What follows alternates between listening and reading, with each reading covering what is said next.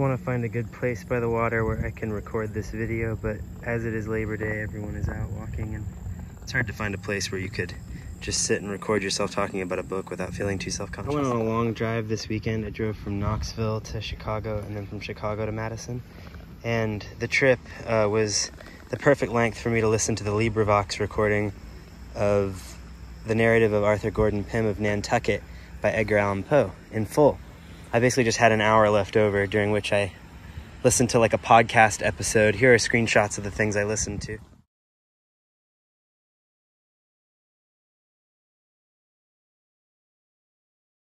Here's some water by the lock here.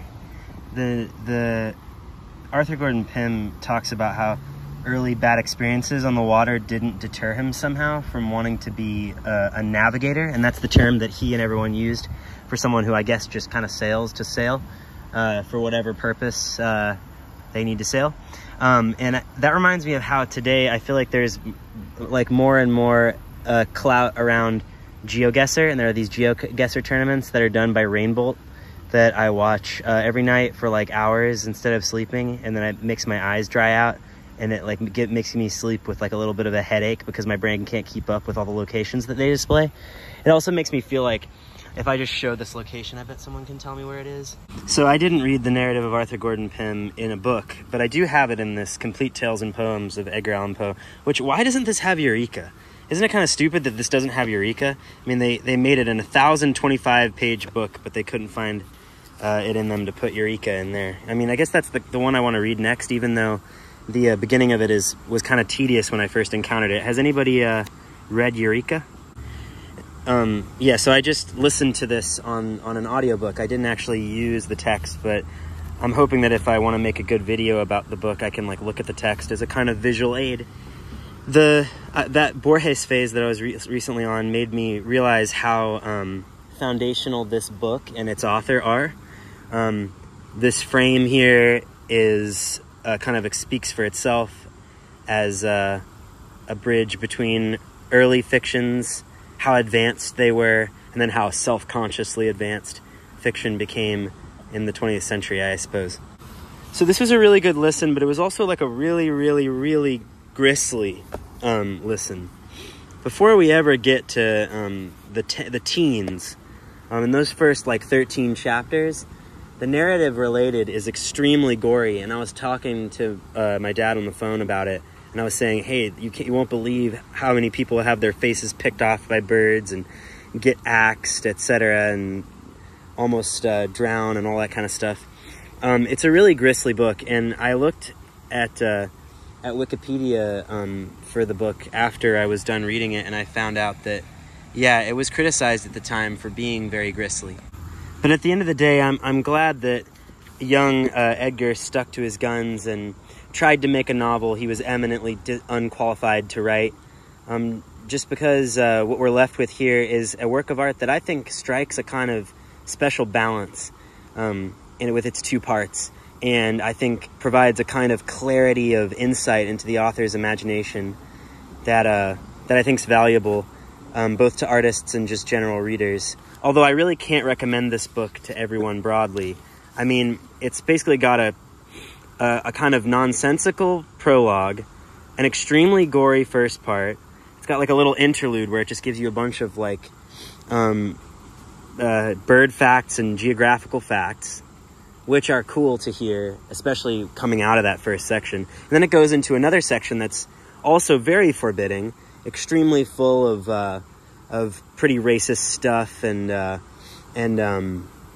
just generally forbidding and foreboding and full of death and full of despair, and then the book abruptly ends. I won't spoil the ending too much, other than to say that the ending is abrupt, and then we go to an epilogue that kind of that approaches again the tone of the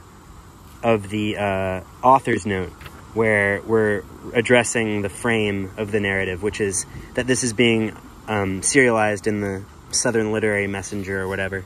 For fans of horror fiction, you will enjoy especially listening to the audiobook of this, because then you can't really shrink from the horror. You can't skim past horror. That's important. And then one last thing is, if you are listening to the audiobook, you're gonna miss these figures that show up at the end, and I think dramatically enhance the beauty of the book. At the very end, you get another couple of figures that are in the note at the end. Anyway, I won't spoil too much more, other than to say that this is kind of a good narrative of Arthur Gordon Pym. Was a really good road read. It was a good road listen. It's a novel up my alley. I think the construction strikes a kind of balance, and that's my hot take on it, even though I understand why people think that it's basically poorly constructed and was kind of a bad idea or whatever. Of course, it's great, and it influenced everybody and so on. Yeah, and then just word of warning that the first parts are very grisly. I mean, the scenes of cannibalism and so forth are really dramatic, again, especially if you're just hearing it out loud, because you're not going to be able to skim around and skip those parts and try to shrink from them. They're just going to be playing out before you, but it will make your drive more dramatic. It will enhance the drama of the drive, and my listen really synced up with the drama of my drive rather well, I would say. But yeah, my admiration for Poe has increased. My sense of the lineage from my picture of the lineage between Poe and Melville and Borges is now stronger, and I'm excited to reread Narrative of Arthur Gordon Pym in a print edition where I can underline things that are especially beautiful to me, or especially hilariously implausible. And anyway, I tried to do this from out by the water. Maybe it was a little impractical, but yeah, I recommend this one, and I hope everyone has a good day of reading. Signing off, Leafy Concern. As a little postscript, I just want to say that one of the things that the podcast I listened to after this book got really right is how funny the physical description of Peters is in this book. Pay attention to it. It's really hilarious, and once you dwell on it, you won't be able to get out of your head. And another thing I want to say is that it's interesting that the water of the lake here, the bigger lake, gets so stinky in the heat of summer because of all of the, growth in it, because of all the fertilizer in it. And and that reminds me of how some of the most memorable portions of Arthur Gordon Pym are when stenches assault the author. And I wonder if, because everything is inconceivable and unpicturable and indescribable in Poe, I wonder if he really focuses on stenches because they can't be seen. It's like a scent that kind of obeys his principle of leaving a lot of things unseen because they're too hideous to be seen. Well, maybe they're hideous enough to be smelled, and maybe that's something that's investigated by Arthur Gordon Pym. So that's a little postscript for you. Ain't that just the way? Sometimes like the lamination on the paperback gets all wrinkly because like the humidity makes it peel back from like the paper itself.